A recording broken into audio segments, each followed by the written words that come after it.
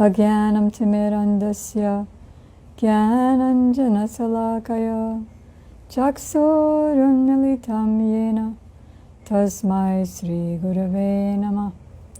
Gurave Gaurachandraya Radhikaya Tvadalaye Krishnaya Krishna Bhaktaya Tadabhaktaya Namo Namah. Yang Pravajantam Anupetam Apeta Krityam Dvaipayano Viraka Taruva Juhava Putreti Tanmayataya Taruvo Banedos Tang Sarva Bhuta Hridayam Munimanatosmi. Bhaktya Vina Aparada Lakshay Chiptasya Kamadi Tarangamadye Kripamai Tvam Sharanam Papadyam Brinde Namaste Charanarvindam Tavaivasmi Tavaivasmi Na jivami tam vina iti vigyaya radhe tam nayamam charanantike.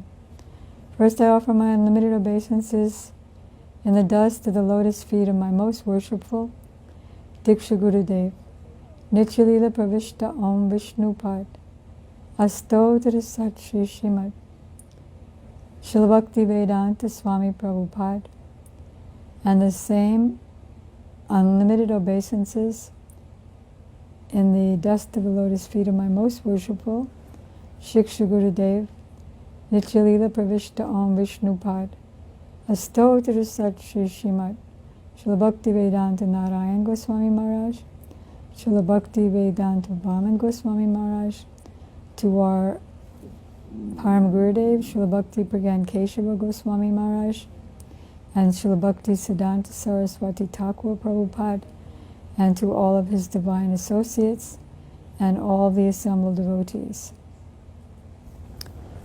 Nothing's sure in the material world, but what I've heard from Sripad Bhakti Vedanta Madhav Goswami Maharaj's disciple yesterday is that today is his appearance day. Just in case that's right, I've been waiting to do this for months, been waiting to hear about what the day was so that I could engage and purify myself in this way. I think I don't have to mention his heroic supernatural feats in serving his Shiksha Gurudev, his all in all, his life and soul, Srila Bhakti Vedanta Narayan Goswami Maharaj, for well over 30 years, in terms of caring, not that Gurudev needed health care, but to show the world how he was taken care of by his excellent disciple, and also to show that, as it states in the Chaitanya Charitamrita, that the pure devotee is never in any physical difficulty, but in order to increase the love of his disciples, he performs sickness pastimes. So I don't have to mention the amazing fortitude of Sripad Madhav Maharaj in taking care of Srila Gurudev's health through thick, and I've seen through thin, over so many years, in 2004 and so many other years. And by his side, feeding him according to the prescribed diet, and also taking care of his health in terms of whenever devotees were in Srila Gurudev's room for darshan, when Sripad Madhav Maharaj felt that any moment over this time is going to affect Gurudev's health. He would, even back from the early 90s when I started visiting Srila Gurudev, Sripad Madhav Maharaj would have this big bell. Bing! Okay, Gurudev has to take prasadam now. Okay, Gurudev has to rest now, everyone can go. So sometimes we went and sometimes we didn't. But he was insistent and gradually we left.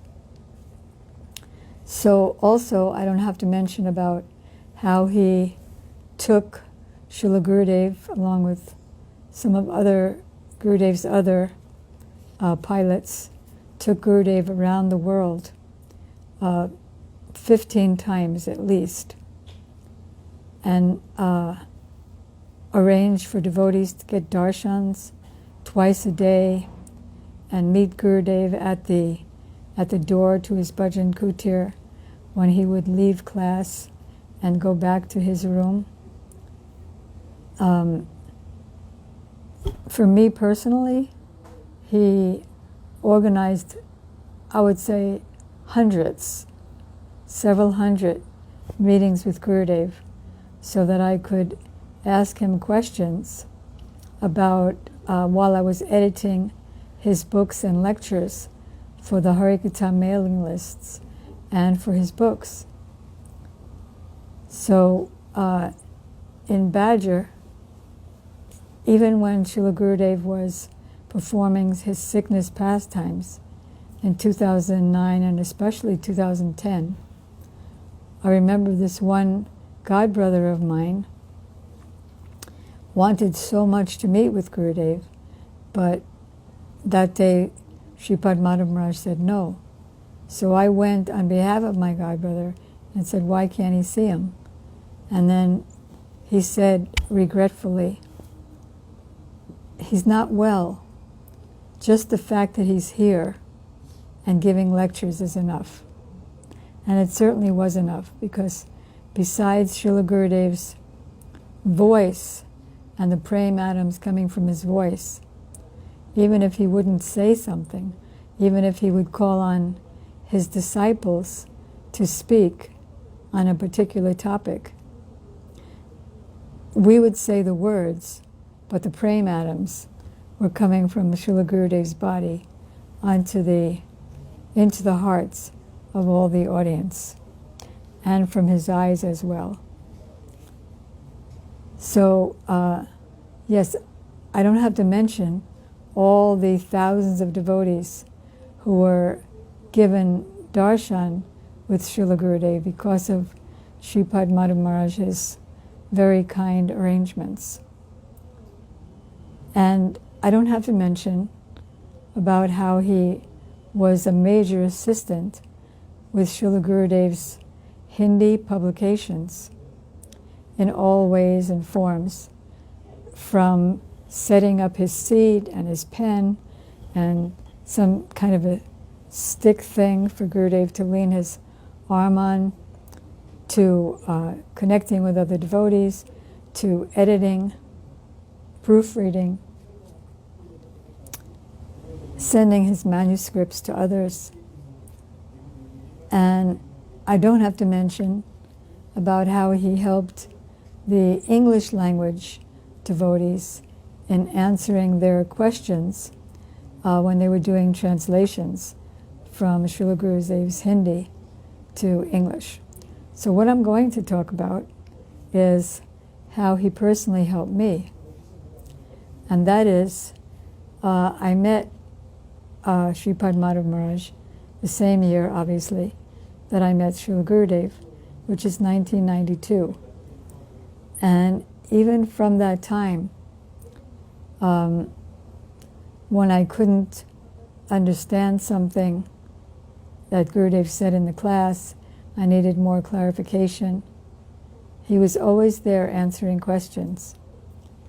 And then when we started publications, which was 1997, all around the world, wherever I had the fortunate opportunity to be at, say, 90% of Srila Gurudev's world tour places, wherever Sripad Madhu Maharaj happened to be, especially in the kitchen, when he was in the middle of cooking, he would answer my questions.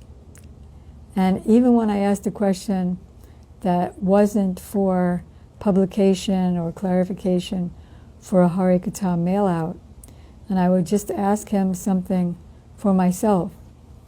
Like once I asked him, can you please tell me what Srila Gurudev is doing now while he was in the middle of cooking?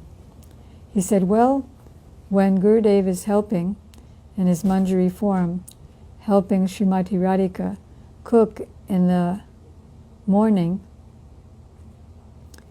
Gurudev in that Manjari form would say to Radharani, oh, this is so interesting, because when you were feeling intense separation from Krishna, even when we laid you down on cooling lotus petals and put cooling camphor on your body, it would immediately turn into hot dust. But now I see, because Gurudev would be helping in the kitchen with, that is Raman Manjari, would be helping in the kitchen with cut up and lighting the fire and helping with the spicing, bringing the vegetables and so on. So in that form she would say to Srimati Radhika, so isn't it interesting that now you're standing in front of 1,000 fires and you're so cool, no need to even fan you, because you're so happy to be serving Krishna. So there were all kinds of questions that I would ask. He arranged that I could ask hundreds and hundreds to Srila Gurudev, and also he himself answered, maybe it was 1,000 questions, since I knew him in 1992, particularly when we started the world touring with Srila Gurudev. And again, you know that Sripad Madhu Maharaj was always in the kitchen. Every day he was in the kitchen. And so often I would come and ask him questions about the Harikatha. Like, I remember one question I asked him that Gurudev said, I believe it was in Australia, but I asked in Badger because we went from one country to another. And by the time we got around to editing it, we were in another country.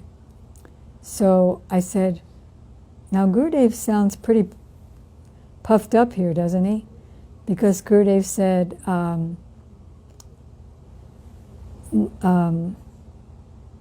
no one can love Prabhupada like me.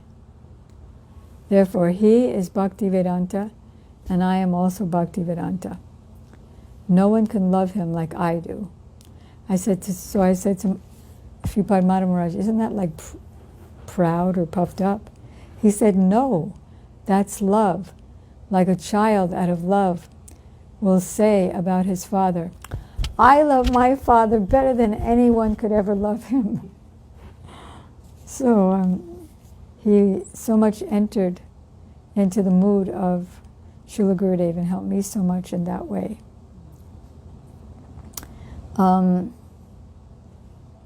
So there was another interesting thing that would go on sometimes, because Srila Gurudev was either obviously in trance, or he was able to function well in the world but still be in full trance, still be absorbed in Radha and Krishna's pastimes and seeing himself there. So sometimes he was in such trance that his sentences didn't make sense. It was just like words that he would give in a lecture. Not often, but sometimes. And sometimes he would combine like 3 pastimes into one pastime, being in that trance. So when I would ask Sripad Madhu Maharaj about that, he said, and this became a famous saying that the two of us understood, that's a trance sentence. That's his trance. Meaning, don't expect clarity in it. In fact, one time when Gurudev was giving a lecture about Lord Shiva, he combined 3 pastimes of Lord Shiva and Krishna. And in the when we sent out that Hari Katha in 1997, it was a lecture in Holland, I wasn't thinking. I just said, okay, he said it, so that's what it is. But then in 2000, I think 4, when we were making the Shiva Tattva book, then when I saw that same lecture transcribed already now, I said, that doesn't make any sense. And then I went to the Bhagavatam and saw that there were actually 3 different pastimes that I had read before in the Bhagavatam. So we asked Gurudev about it, and he said, yes, follow the Bhagavatam version.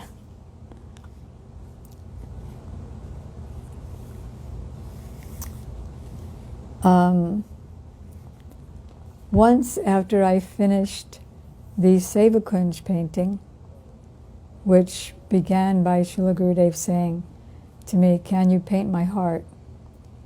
When it was finished, Sripad Madhav Maharaj was so happy with me that I did it, that it pleased Gurudev, that he sang for me his, wasn't exactly a song, it was like an astakam. It was a song. His astakam called Raman Manjari Astakam.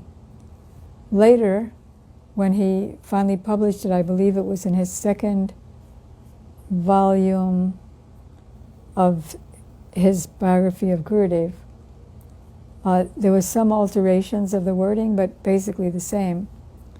So Maharaj sang that astakam for me, and I tape recorded it. In those days it was cassette tape recorder. And I went home. I was staying at the Krishna Balaram Mandir at that time in Vrindavan, in ISKCON's Krishna Balaram Mandir. And I copied it down. So I copied it down on Indian paper, because that's what I had, lined, the typical Indian lined paper. So I don't know if you know about Indian paper, but it kind of melts with time. So now let's jump from 93, when I finished the painting and when I wrote down the song, to 99, when we were in France with Gurudev, and Gurudev was standing outside the rented temple hall, and there was a couple of hundred devotees around him, and I was way, way, way in the back. And I was carrying that melting piece of paper with the Raman Manjari Astakam in my hand, and my hand was down. And the reason I was holding it is because at that time I was planning to type it into my computer so it wouldn't be lost. So Gurudev's like 20 feet away from me, and there's 200 people in between me and him. And he called out to me, and he said, what is in your hand? So of course I didn't answer, because I knew he knew. And even to this day, because, you know, Maharaj is, he was the co-coordinator of Navadvip Parikrama with Sripad Bhaktivedanta Tirth Maharaj. And he, Tirth Maharaj was in charge of Bengal village preaching and collecting grains. But after his departure, Sripad Madhav Maharaj took that over, and also it became the main responsible person for the Navadvip Parikrama, and also always with a big responsibility in the Vrindavan Kartik Parikrama as well. So when I would ask him a question, now by WhatsApp,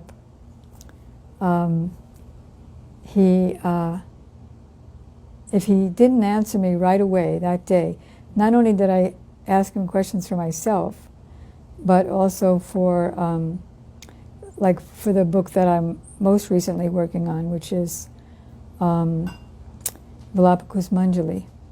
And also, before that, I was asking him questions for my memoirs, which was published last year, which is mostly about Prabhupada, but also it has 150 pages about Gurudev. So when I was asking him questions about those book publications by WhatsApp, he would usually answer right away. And sometimes I would ask him questions that I received from other people in classes. And whenever I couldn't answer them, I would tell the devotees, I'll ask my go-to, that is Sripad Madhav Maharaj.